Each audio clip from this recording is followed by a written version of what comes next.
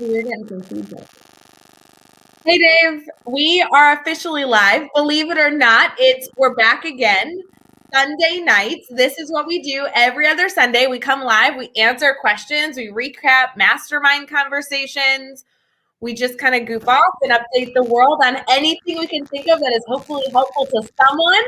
I'm so glad we're getting started. We're going to play a little video clip here. Our hope would be in the comments if you could say hi, tell us where you're watching from, any questions that you know you want us to discuss. Although we have time as things come up, you can always be commenting those, and we'll be right back.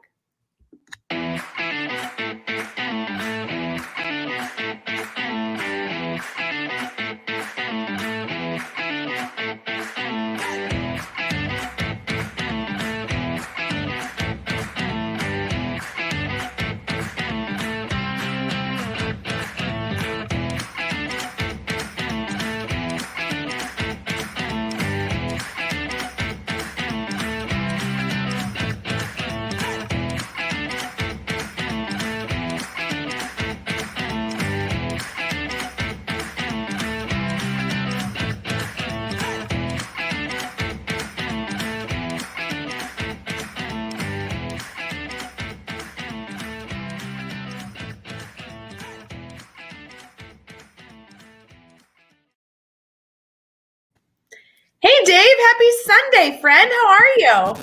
Oh, I lost my sound. You did, and you have this weird feedback coming through. Hashtag tech issues. What's going on, dude? I got to fix this. Yeah, he's struggling. Dave, you focus on getting your sound up and going. No stress. We are going to say hi to everyone who's watching. Happy Sunday. Remember that everything that we're doing right now is to try and help you guys as much as possible. We like to go live every other Sunday and answer your questions, share some positivity, and hopefully get us on track for a successful week. I know we have a whole lot going on this week and a lot coming over the next few months that we can kind of dive into. But first and foremost, we just want to say hello. We want to say happy Sunday, and we do want to get your mind thinking. Dave and I are happy to be live as long as you need us. Sometimes we're live here for a half an hour, sometimes it's an hour, and this whole time that we're live, it's strictly just to support you. So if you have a question or a topic that you want to share in the comments to have us discuss it, we would love to. If you have a celebration this week that you want to throw out, maybe an aha moment with a student, or I just had a birthday, maybe you had a birthday, you could throw that in the comments. But we are going to have a really, really good time talking shop, hopefully, assuming that Dave figures out his audio. We do have a lot of people already commenting, which is awesome. This is why we don't even need Dave here because I can just say hello to all of our friends. Nikki, good to see you. Olivia, good to see you. Holly Stewart is here. Aaron, good to see you. The incredible Jeff Gargis. This is just so good to see all of you. Happy, happy Sunday. I hope you all had a wonderful weekend. Dave, are you back with us oh, nope, he's not back with us. See, this is just what happens. Dave ditches me constantly. Thank you, Aaron, for the birthday message. You're so stinking sweet. I did have a really fun birthday, but as somebody who doesn't think much of birthdays, I think birthdays are wonderful. I love people who say happy birthday. Holy cow, that's so nice that somebody takes a few moments to share something positive and loving with you. But I don't know that I'm a big, let's have a big birthday shebang kind of person. And I cannot tell you, I was showered with love and Teach Better positivity, and I could not be more appreciative of all of that. So thank you, thank you, thank you. I'm glad Dave's audio stopped working because this gives me the opportunity to thank you for all that you do. Liv is already jumping in. How's a special day? Liv, it was so fun. Thank you for the sweet messages before and after the birthday. I love when you reach out and text me. Hi, Jeff. Good to see you. You're pretty incredible, so we'll keep that there. And Kylie, it's so good to see you. Hello, hello, hello. Let's see if we can bring Dave back in here. Dave, how is your audio working? Well, so much. First of all, you are so articulate. I could follow everything you were saying just by reading your lips. So well done. Well done. Yeah. Sorry, I actually just wanted you to have the screen to yourself now that you're so old and wise. I know everybody just wanted to flood you with birthday wishes anyway. So I'm good to go now. Good. I'm so glad you're good to go. And I won't lie, I needed this time to say thank you to everybody because, Dave, I was showered with love and positivity I've never had a birthday that was so just like about sharing people sharing their appreciation. It was the nicest day. So I needed a moment to be like, holy cow, guys, thanks for showing up. I got my fix for the year. I'm good. That's amazing. That's awesome. So good. So we have a lot of friends here, Dave. I know that usually we start out with questions. So we're going to give a shout out. Anybody who has a question, maybe something they're working through for this week, feel free to throw that topic in the chat. As we get started, we are obviously here to help you in any way possible. So if you guys don't have questions, we'll hang out. We'll update you on a few things. Dave and I have a few things we want to discuss. And then we'll, wish you a wonderful evening. If you have specific things you want to make sure Dave and I discuss, whether it be Teach Better Team related or maybe a problem that you're finding in your classroom or school building, share it out. Maybe we can help you problem solve. Dave, how was your weekend? My weekend was actually really, really good. It's been a while since I forced myself to shut it down, but I did. And here in Michigan, it hit a whopping 40 degrees today, and my kids were acting like it was 80. Outside, shorts, t-shirts, jumping on the trampoline, just loving life. And perspective matters, perspective matters. So it was good. You're right. Because when we come from the summer and it turns 40, everyone gets their jackets out, they stay inside, the windows are closed. And you're right. The moment that happens from winter transitioning, people are like, it's summer because it's 35. It's awesome. Yeah, it's crazy. It's awesome. Yeah. Yeah. My weekend it wasn't quite as exciting as yours, but it was good. I'll take it. I'll definitely take it. I think that's good. The only difference it sounds like between your weekend and mine was that I got birthday balloons, and it doesn't sound like you had birthday balloons. I did not. I've been old for a long time, and you're just getting there. So I think there's a difference too. Just a little bit. Dave, we're getting a little feedback in your headphones. I wonder, sometimes when you plug them in, if you twist them a little bit, it might fix just a little bit. We're going to go with it. I'm a mess here today. I'm so sorry. You're wonderful. Oh my God, 61 tomorrow where Brianna lives. That is amazing. We thank you so much, all the love. I so appreciate it. I see that we're getting some comments already on questions that we're going to discuss. So thank you for those of you that are dropping those in. We'll discuss those soon. Dave, it's really interesting because every week for our bi-weekly family check-in, live Q&A, whatever we call this, someday we're going to come up with a creative title. Really any topic's fair game. I mean, not only spilling secrets of the team, which we seem to do anytime we're live, but there's so many topics to discuss right now because like you're saying, we're kind of moving out of the winter into the spring. So there's different fun challenges that come with that in the school, right? I feel like March, April, May, there are different types of months to work in a school.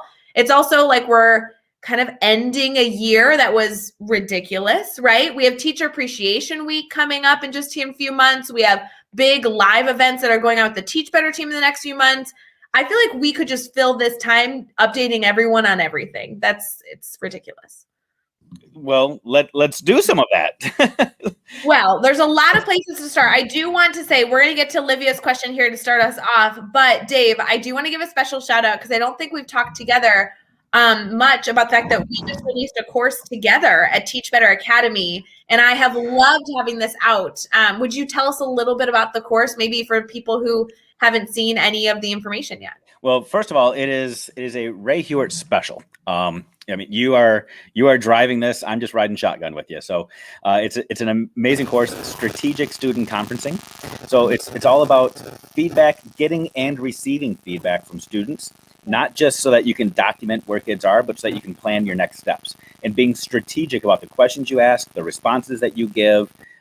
It's powerful. It's exciting. It's fun. I love the way you laid it out throughout all the modules. And then you and I get to sit down and talk shop sort of like this at the end of every module. We just kind of break it down and talk it through. So it's fun. It's good.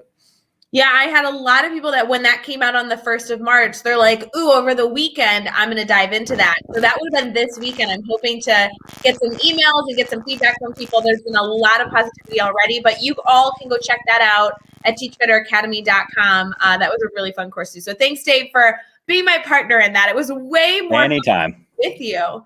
So fun. Yeah. Well, isn't that the story of life right there? Well, first of all, the story of life is it's always way more fun with Dave. Yes, we got that. But just having somebody to discuss and debate and just grow with. And that's what it was all about. You and I, we didn't necessarily even know what the conversations were going to be. It was just kind of organic, which was, I think, so powerful. It was just two people talking shop about a common idea and sometimes just asking each other questions in the moment. So that's my style. I love that. Yeah. So if you guys go check out that course, like I said, teachbearacademy.com, it's called Strategic Student Conferencing. And it wasn't so much about it, like finding the time for student conferencing, but once you have the time, how are you going to utilize it to, the highest effectiveness possible? So it was very, very fun to discuss. Livia threw a question here that is perfect to kind of transition to all about standard-based grading. She says at the highest proficiency scale, we call it exceeding.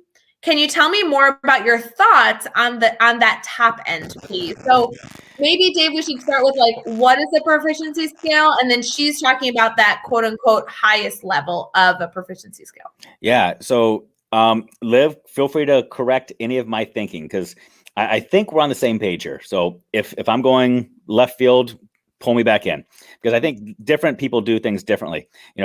A statement I've made before is there's no standard way to do standards-based grading. That's true. What we're going to be saying right now is, I think what Liv is articulating, if you do it differently where you are, it could still be standards-based grading, even if it doesn't match what we're talking through. So sure. Liv, I believe what you're talking through is you've got some sort of scale or rubric or some sort of creation that focuses in on the process of learning. It's not a binary got it, don't got it thing like we've turned learning into for so many years. I think it dates back to the 1940s, those old cartoons where the light bulb comes on. Learning doesn't happen that way. Yep. It's like a dimmer switch more than anything else. So you've got some sort of scale where you're documenting and making note of where the kids are on their progression. And I think your question is, once a kid has got it or they're proficient on your scale, most scales go beyond that. And they have extra things that kids can do to help reinforce the idea that learning never ends and it keeps going. So I believe, Liv, your question is basically what happens at that beyond proficient level, beyond the got it. So if I'm wrong, Liv, correct me, but I think that's where we're at. Does that make sense to you? Is that how you picked it up, Ray? That's how I read it as well. And it's interesting because every district that we work with on standard-based grading or just discussions we've had with educators, this is actually a really challenging topic to train on in terms of professional development. So I agree with Holly, though. Right before we get into this, Holly says, I love the dimmer switch metaphor. I couldn't agree more with that. I'm so glad you explained it that way. So yes, Olivia just commented and saying, yeah, we have a 4-point scale, emerging, developing, proficient, which is like mastering the concept at grade level, and then exceeding. So what are your thoughts on supporting educators at that exceeding level? So I'll walk you backwards to some of the first of all, the terminology that was used at the beginning of this before we get all the way up to that extending level. So I think it's important for us to recognize that whatever we call those labels, students are always emerging and they're always developing and they're always doing something with it. So even if they're at that proficient level, they're still developing. They're still growing. So we don't want to just take that label and use that label to define what a kid is. When they're extending, they're still extending their learning somewhere, somehow. And I think sometimes how we label that paints us into a box. For example, when we have extending, I think a lot of people, when they hear the term extending, will make this connection that, okay, now I'm supposed to make it relevant to the real world or take it outside of the classroom and extend it to life. Yeah. But the reality is, a lot of our standards at that level 1, level 2, level 3 level on a 4-point scale should still be relating to the real world and to life. And if we wait until we get to that other application level, or we start to say, when I get to that 4th level, that's when I'm going to start extending to other classrooms or making it multi-subject area, cross-curricular, we might have already missed some opportunities early on that we could have had. So I've got more concrete things that I can go at for that level 4, but I see you nod your head. So I'm curious to hear your thoughts before I keep going, Ray. No, I actually think that you're totally spot on. And I love that the discussion around relating it to a subject matter's, like outside world connection should be something that happens constantly. Mm-hmm. And I think it's an easy go-to for educators to say, oh, I've taught this standard. Now I want them to explore how it exists in the real world. And I just want to preface that anytime you do anything, it should be based on some sort of guiding standard. There's a lot of standards, most of them, depending on your grade level, your subject, and where you teach, a lot of them already require that. That's like the meat and potatoes of understanding the standard. So really being able to read what, or understand what you need your students to fully grasp to consider it mastered, is kind of about as how I build kind of everything below and everything above, if that makes sense. No, absolutely. It's the idea. Another word for this is transference. So they can take something that you've just done in isolation, and they can take that knowledge and they can transfer it to a novel situation. So with reading, for example, you teach them how to comprehend or to find characters in one story, but then you expose them to a different story and still expect them to utilize the same skills. They can transfer the skill.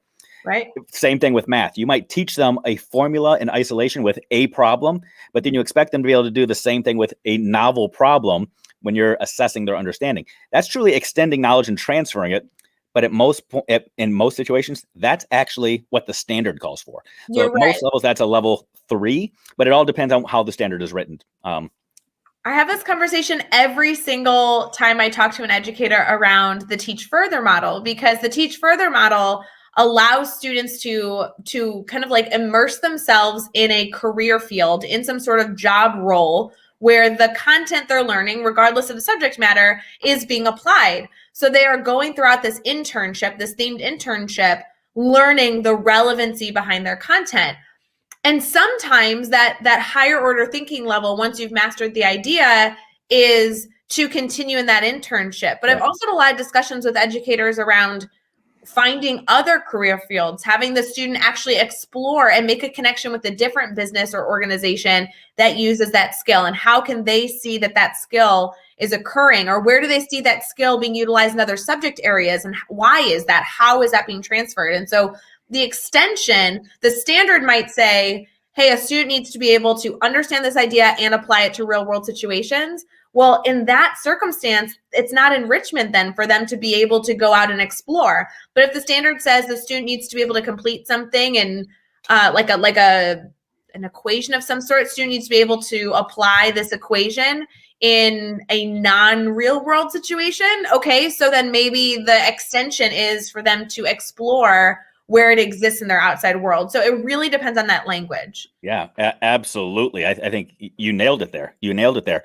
So to go to Liv's question here, because one of Liv's questions is, how do you encourage more teachers to offer those opportunities for students? And it's a 2-part question. So number one, I want to address what that level 4, or if you're on a 5-point rubric with the level 5, whatever above and beyond proficient looks like. I want to talk about that. And I think that blends into how you allow more kids to have that opportunity. So it all goes back to whether you look DOK or Bloom's taxonomy, right? The standards are written at a certain level of depth. There's multiple content strands within an individual standard. Each standard has a verb. A lot of us a decade ago were breaking down standards, and we'd cut them out and we'd map out where the verb is and all that. So same kind of concept. But you look at the verb of the content and say, where is this at on Bloom's or DOK? I'm going to use Bloom's just because I think for this example, it might help us a little bit. Yeah. So Bloom's taxonomy, depending on the model you're looking at, has 6, 7, or 8 levels. So you've got recall, understanding, analysis, synthesis, evaluation, creation, and then I add a Schmidt-esque version and I add reflection to the top. Neither here nor there. But if you look at your standard, and the standard asks for students to analyze blah, blah, blah, blah, blah, that becomes on a 4-point scale. Analyze whatever that content is level 3. Level 4 is very easy to get to then. It's the next level up on Bloom's taxonomy, or the next level up on the DOK level. And what is pretty cool is, I know, Liv, you're in BC, up in Canada, but it's actually very similar to what we do here in the States. Yep. Every single state in the United States has standards that were based off of the Common Core. They might have adjusted and adapted. The Common Core was written so that every single grade level simply progresses in the depth of knowledge. So if you're assessing proficiency at a 6th grade level and a student hits that level 3 and you're moving up to level 4, guess what you're doing? You're actually now assessing 7th grade proficiency levels. So that whole idea of, a student is working at a 6th grade level or 7th grade level or 5th grade level, you can truly assess and guide and plan ahead when you use some sort of scale like that. What this also ends up doing is, unfortunately or fortunately, in classrooms and in schools, you'll start to see that advanced classes, accelerated classes start to take new shape, new meaning, or start to erode away, because we're no longer chasing labels. We're chasing where students are on individual skills with individual standards and moving them accordingly. So I love this discussion. I know a lot of people already. Chelsea just jumped in saying, oh my gosh, I'm so valuing this discussion. Guys, I want to emphasize that these questions are not only really valuable. Olivia, thank you for bringing them to us, but also they're really complex and they're challenging. And so Dave just gave you so many different things to consider. Resources I just heard. If you were listening to this, maybe you're newly connected to the team. You're not sure what Bloom's taxonomy is. Maybe you don't know what Webb's depth of knowledge is. These are things you can go explore. There's so many charts. There's actually a free course in our academy on these ideas. So there's a lot there that you can dive into, tools and resources to support you.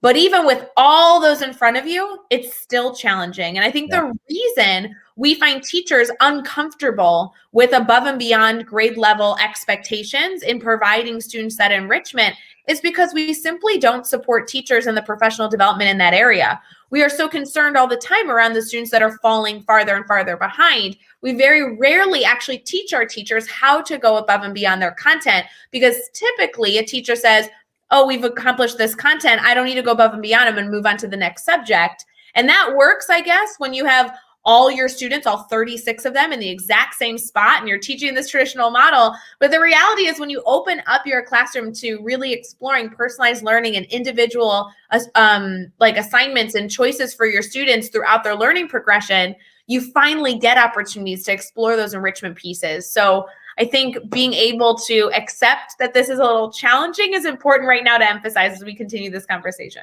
Oh, absolutely. And I don't want anybody to walk away from this thing. Okay, tomorrow's Monday. I'm going to try that tomorrow. No.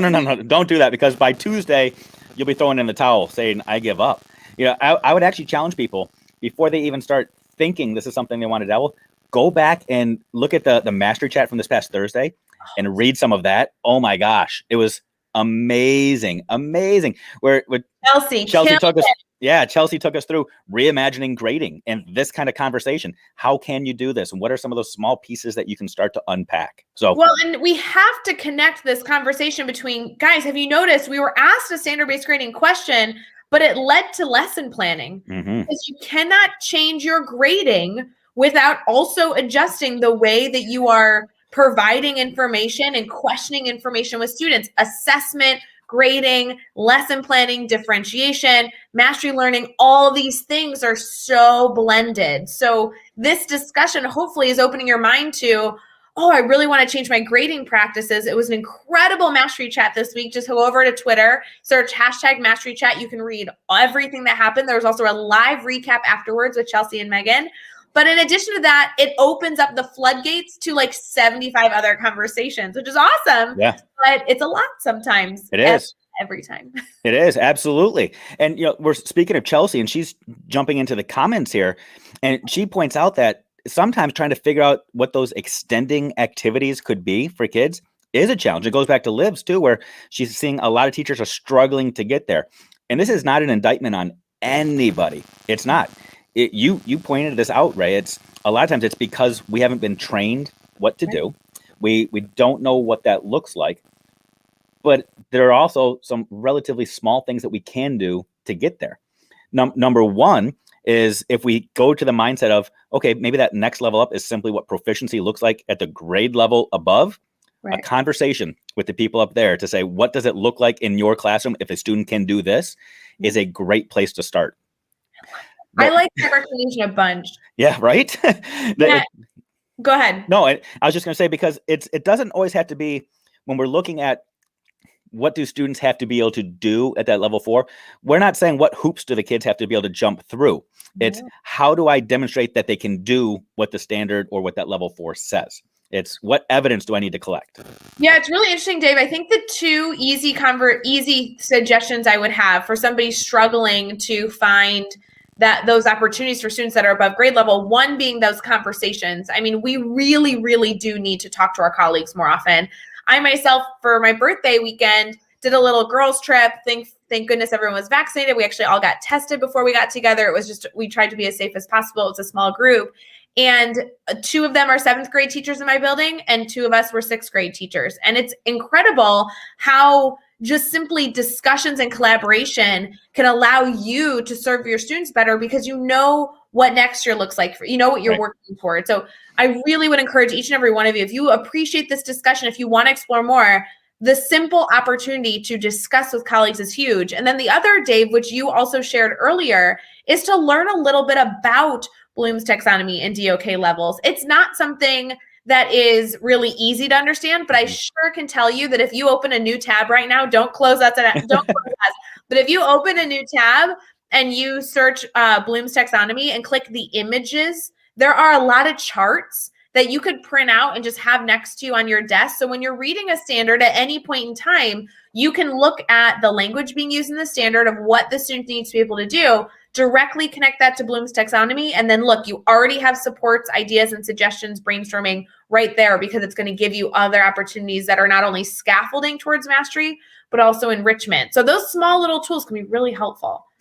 Yeah, it's powerful when you truly start to understand what is involved within each level. Because I'll be honest, here I am, I'm a former language arts and social studies teacher. And if we're just talking DOK, so I'll break down DOK, which is when we look at the low levels of DOK, I tend to say it's the things that we would get mad at if a kid cheated from somebody else, but we give them an A when they cheat off of us. That's DOK 1. So if they can just spit back our words to us, even if they put them in their own words, it's DOK level 1. Mm-hmm. I struggle at DOK level 1 tasks. No matter what it is, I struggle. I taught social studies, and I don't know the names of battles in the Civil War. I couldn't tell you who the 24th president was. I have a hard time remembering people's names that when I meet them on the street and shake their hands, kiss their babies, I forget their names. But those are DOK level 1 tasks. Just because it's DOK level 1 does not mean easy, right? For me, I live and breathe DOK 3 and 4, debating and having these conversations and analyzing things and trying to create something new. Yeah. But for other people, those sorts of tasks are hard, and it's easy for them to memorize. So don't equate easy and hard with depth of knowledge and understanding. Those are different things. So I see some people commenting in the chat that sometimes kids kind of game the system because they want to stick around where the easy things are. It should not necessarily just be easy at DOK 1, 2, or 3.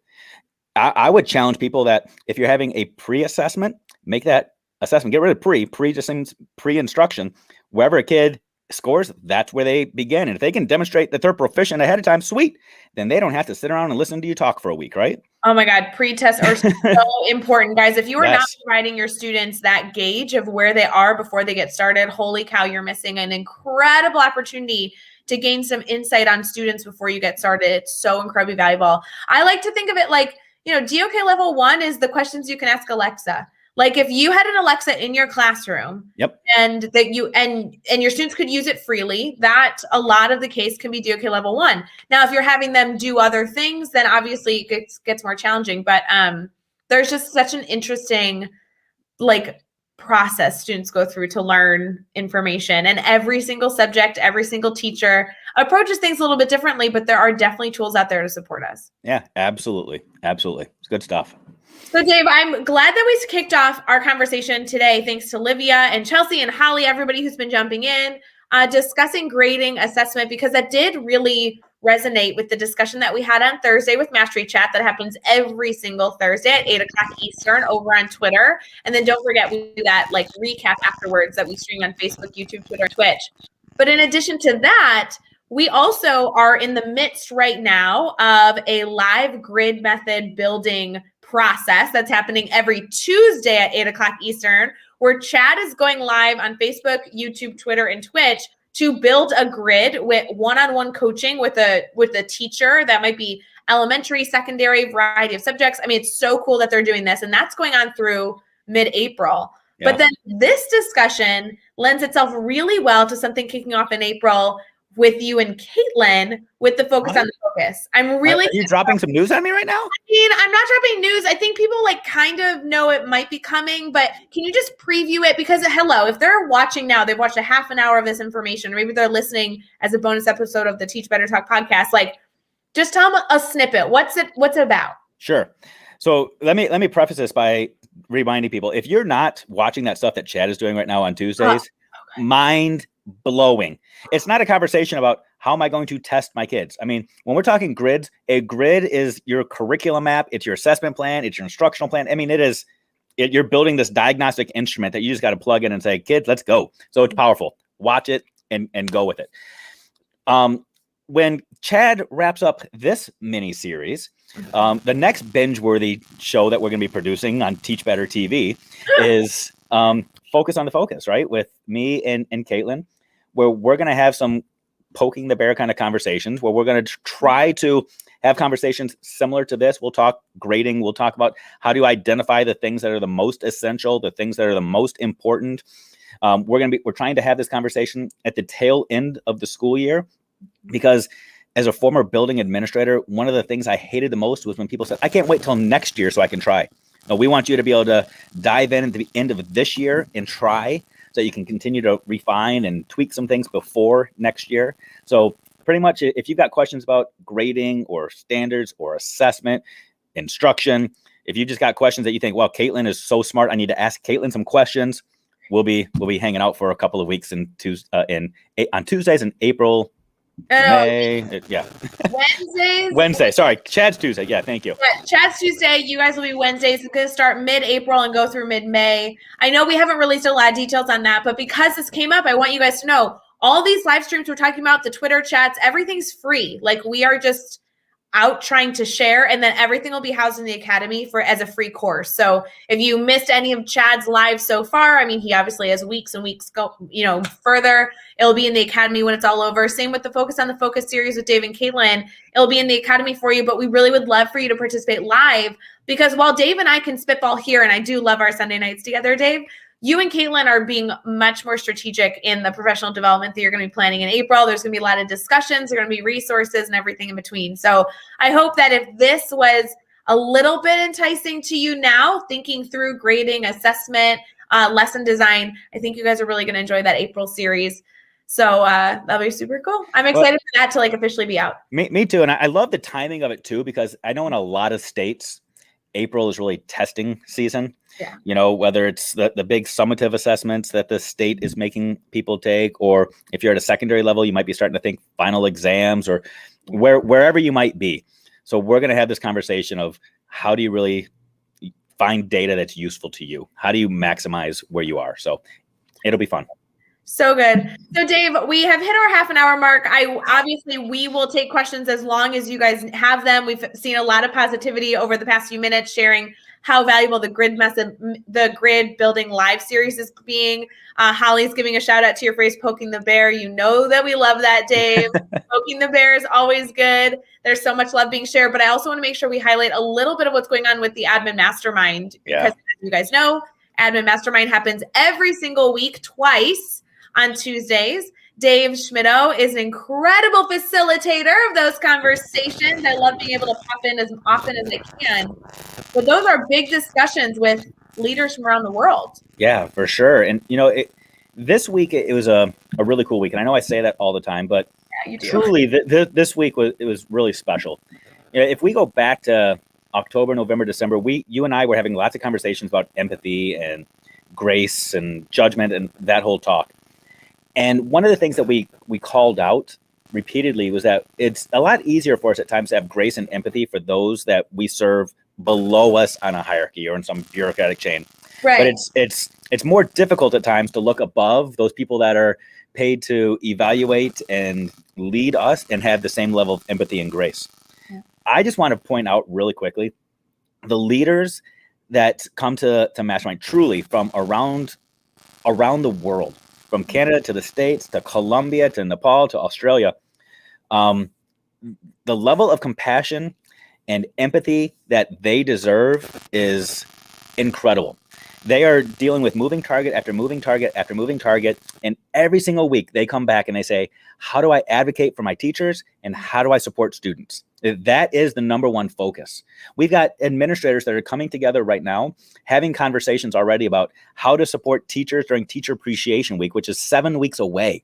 They're already trying to figure out what can they do to make sure that teachers feel valued, because teachers deserve it. They deserve to feel that love and they want to make sure that they're feeling supported.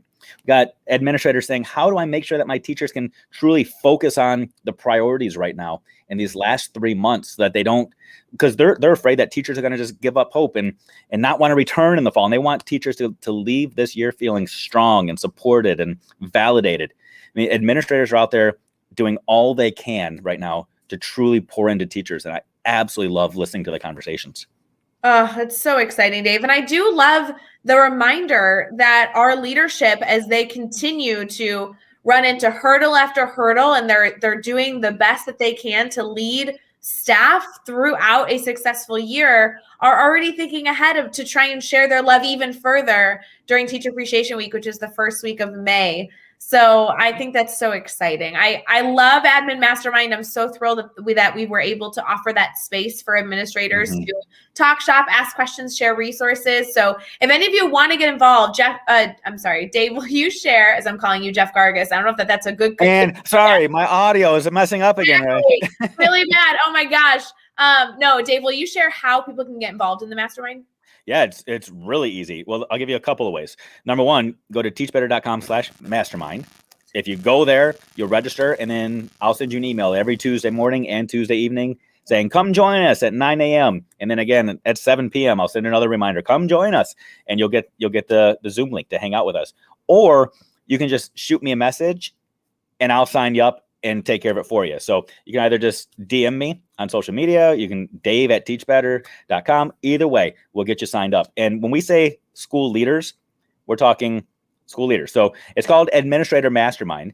But if you are an assistant principal, a principal, a dean, a superintendent, an assistant superintendent, if you are going through a graduate program with dreams of becoming an administrator someday, it's the space for you. So love that, Dave. And I mean, I love being able to pop in and hear the ideas, because it really is a solution-focused group. Absolutely. And I know that we love to see that in every element of Teach Better, but I guess maybe foolishly, it was surprising to me when I jumped in, seeing that it isn't just an hour of griping about how hard our jobs are, but jumping in and saying, hey, glad that we did an introduction. Good to see everybody. I have a real question that I need to figure out before my Wednesday board meeting. Here's my thoughts, and what resource can you share with me? And I think that's just such a beautiful way to, utilize your PLN. So I love it. No, absolutely. And it's not me talking for an hour. It's no one person stealing the spotlight or the show. It's literally, depending on the number of people that are there, we will break off into as many breakout rooms as we need to have the conversations so we can learn from each other. And yeah, I mean, it's so good.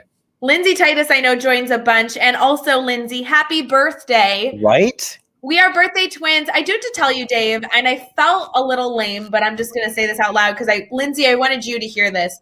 I am so tickled that we have the same birthday, because I learned from you so stinking much. I know this is a little bit of a challenging birthday for you, and I was thinking about you all day. I talked about you on my girls trip weekend.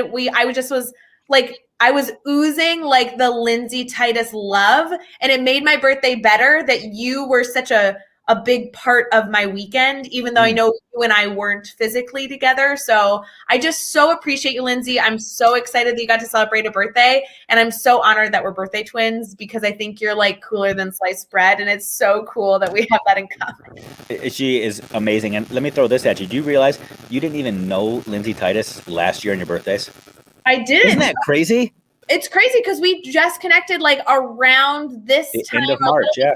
Last year, 2020. That's crazy.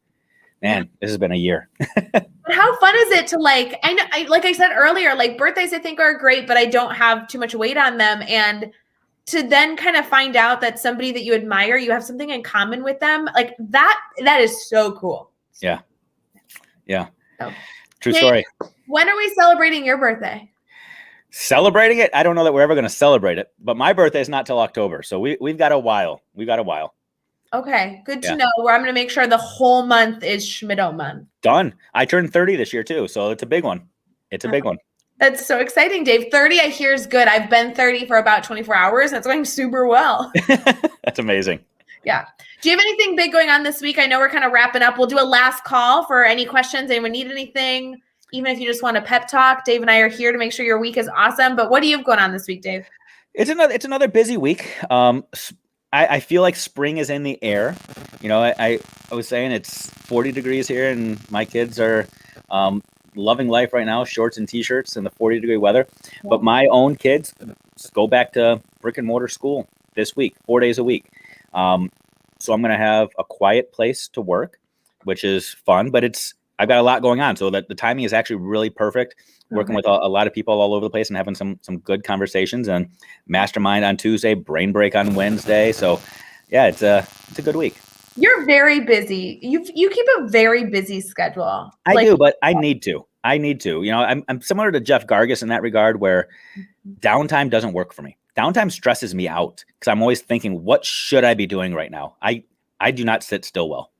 I can sit still well after a really long day for about an hour. That like refuels me. Once I hit that hour mark, like hour and a half, 2 hours, 3 hours, I am like anxious and useless. I'm like, I need to find something to do. I need to open up a laptop. I'm trolling social media to try and find someone who needs something. It's ridiculous. Yeah. When is spring break for your district? My district spring break is the week of the 22nd of March. Okay. So we have this week, next week, and then spring break. So we come back the 29th after spring break. It looks like Megan is spring break, not this week, but next week. That's what made me think of it. So your student teacher, does your student teacher go through the school year, or do they end at spring break? How does that work? My student teacher will be in my classroom until the first week of May. So I still have her for about 2 more months. Yeah. Okay. I can only imagine what thoughts are going through your head for that.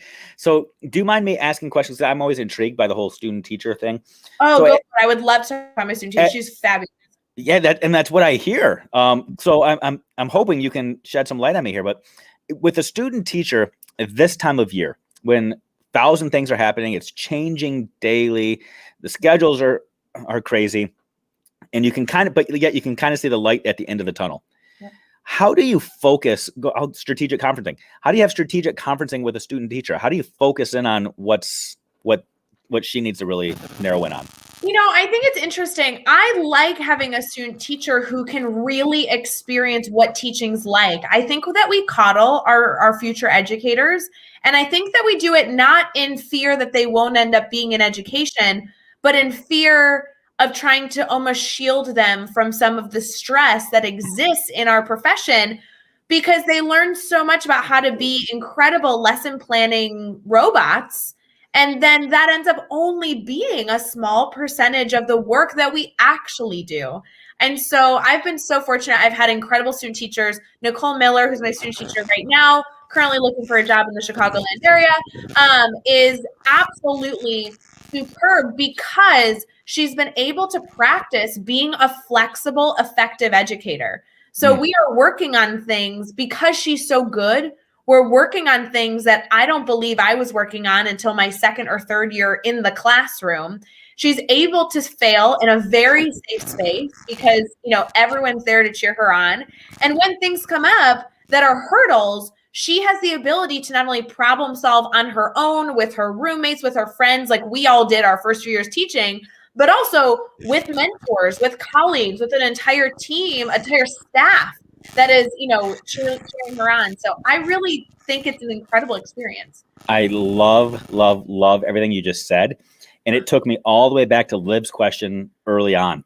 You have a student teacher right now who is able to extend her knowledge base because you took her and said, I'm going to assume that you can already do this. If you can't, I'll guide you. I'll give you some support. I'll give you some feedback. But we're going to see what you can do first. It wasn't, let me see. Think about this through an experienced teacher lens. If you're being evaluated on a 4-point rubric in your own district, right? Your administrator doesn't come in and say, show me you're at a level 1 first. And once you show me that you are an ineffective teacher, then I'll come back and I'll observe you at a level 2 so you can show me that you are minimally proficient. No, they come in and say, show me that you can do it. If you're above and beyond and amazing and exemplar or whatever, awesome. That's what I want to see next. If not, I'll support you in those deficiencies and those deficit areas, those growth opportunities. And that's what you're doing with your student teacher. And that's what we should be doing with our kids. That's amazing. I love that. But I really enjoy it. And I had a conference with her. So she is in a full year student teaching experience, which is already amazing. And she's student taught with a colleague of mine who I adore first semester, because I actually had a different student teacher in the fall. And then she joined my classroom in the spring. Well, she had been in a classroom, actually only remotely. She wasn't allowed in the building in the fall because of COVID, but she had been learning a lot of these skills and practicing all these skills. So once I got her, I was like, girl, my mission for you is to make every mistake you can this semester. to try everything you want to try. Because if you can't mess up my classroom, because I won't let you, we're going to make sure kids are successful regardless. Yes. But I want you to have this space to try and fail and see successes and question, so that in your first year teaching, you know how to do those skills, right? Those essential skills to be a strong educator. And so actually, to be honest, I know that this is not relevant to what we're talking about, but so I'm going to be out for a period of time next week. I'm starting Tuesday. I'll actually be out. I'm not even going into the school building for about 3 weeks. So I'll hopefully be back after spring break. And everyone who's aware that I'm going to be out has been messaging me like, how you feeling? Can your student teacher handle it? Are you concerned about your students? And truly not one stinking bit. We're like, well, what if they schedule testing over the next 2 weeks? Or what if, something? I'm like, not a stinking bit. Because honestly, there is almost nothing that can happen within the next 2 weeks that her and I haven't already done twice, problem solved, failed, and found success in. I love that. It's so cool. To echo what Liv just said, she is so lucky to have you in that. Because as I'm hearing this, I'm thinking back to my own experience. And even before I became an educator, let me overshare here. My freshman year of college was a mess. I mean, wow. There are some parts of my freshman year that I can't remember, and some parts I wish I could forget. I mean, it was a disaster. And primarily because when I was growing up, I didn't have those opportunities to mess up. I didn't have those opportunities to make some big mistakes and then go ask somebody else, how do I fix this? How do I adjust? How do I learn? Yeah. I don't want to say I was helicoptered, but I was protected. Right. I was very loved and very protected and very nurtured. I went to college 1,000 miles away and had no idea how to do things on my own. Right. And as a result, made some big mistakes. Right now, what you're doing is you are allowing a student teacher to learn as they go, not to just make big epic mistakes when they don't have that support, when they don't have somebody to lean on and ask questions to. And again, circles back to our kids. Allow your kids to make some of those mistakes now while they have you to lean on and ask for support. Ray, you are so good at what you do. No. I think it's a really fun process. You have to take the stress away and say, hey, I get to be part of this journey, just like we do with our students. And just like when a student messes up or makes a mistake or doesn't find success, we don't make them feel guilty. We problem solve. We celebrate they tried something and we say, guess what? Tomorrow's a redo day. We're just going to redo it, try it all over again. And teaching, it's almost easier because we can have redo class hours depending on what grade level you teach. I mean, she does the first hour, and sometimes I walk back in because you give her some space. I'm not always like on, watching everything she does. And I come in and I was like, how was first hour? And she's like, oh my gosh, Ray, it was terrible. This didn't work. The link and the kids and a mom popped on the call and da-da.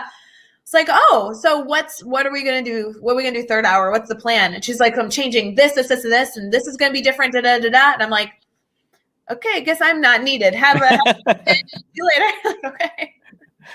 Oh, that's so good. But the opposite of that is not necessarily even just holding their hand. It could be just saying good luck and walking away and never coming back. It's you found that nice balance of I'm here when you need me, and sometimes I'm here to ask the questions that you didn't know to ask yourself. Yes. And now let's go. Yeah. Good. I am lucky. My cooperating teacher, when I student taught, took this same approach. And I won't lie, Dave, there were many times, I'm sure like we are with our parents, and I'm sure like our students are with us sometimes, there was many times in my student teaching where I was like, she's leaving me to figure all this out on my own, and teaching's hard. And I remember like disliking my cooperating teacher sometimes because she wouldn't give me the answer. And I was like, why won't you give me the answer? And now I'm like, oh, because, that's not how learning works. Right. No, it's so good. I've told people the story before, but my oldest is 15. He didn't know how to tie his own shoes till he was 8. You know why? Because we're going out. Here, let me tie your shoes for you real quick. And I just always tied his shoes. And I'm still trying to undo some of that now that he's 15. Hey, Dad, I can't find the pants I want to wear. Like, go find them. No, you need to come find them. And it's like, no, now I've created that crutch where he can only do things if I help him. And It's so much harder to pull that away. I hope I hope that educators are listening right now thinking, how can I support and offer guidance without hovering and without becoming a crutch? So you're doing a great job, Ray. Well, I appreciate the guy. You guys are just so nice, always buttering me up. But no, I'm feeling good. You know, tomorrow's my last day at work for the next 3 weeks, and I'm not worried. If she needs something, if she wants to talk things out, she'll call me, right? We could always. I mean, like I told her, I'm like, I'm your brainstorm buddy if you need me to be. But she also has a teacher down the hall, a teacher across the hall. She also has a substitute that's going to sit in there for 3 weeks. Like, I'm happy to be one of the many people that will be supporting her, and it'll be good. Sort of like how you feel with the whole Teach Better family here, right? Yes. That's good. Hey, you know what? Just like with Teach Better, you have people that you go to when you need certain things. Like I would go to you for support, Dave, for a different reason than I might go to Chad or Jack or Caitlin or Liv is a perfect example. Like just different people to get you different support. So I want my student teacher to see that, you know, I can be supportive, but Nikki might be better. She's down the hall. Go ask her a question, you know. Yeah, that's good. That's good.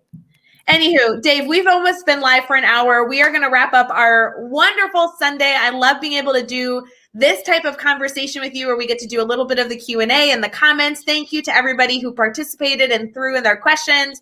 I also really appreciate that you give us a little recap of the admin mastermind that happens every single week, because I know that I can't be in every single session. No one really is a part of every session except for those really crazy core people who just show up everywhere. But the joke is like, even when to a meeting that I can't go to, I still love being able to learn about the insight that was shared. And so thank you for doing that recap with us. It's always so fun every other Sunday. Well, I think it's just important for people to recognize that our leaders are out there working hard.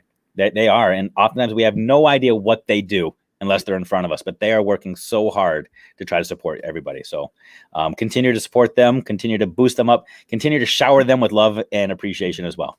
Oh, so fun. For everybody, we wish you the most incredible week. Sunday, you're going to have so much positivity. Hopefully it lasts you all week long. If you need anything, Dave and I and everybody on the Teach Better team, including everybody in the Teach Better family, would love to support you. So let us know if you need something. And yeah, just as a reminder, we have so much going on that if you're not sure of all the things that are going on with the Teach Better team, feel free to go to teachbetter.com. There are so many updates there and blogs and podcasts being published daily. There's so much content. So go check it out. Dave, thanks so much. It was great to see you. And everyone else, have a good rest of your Sunday. Bye, guys.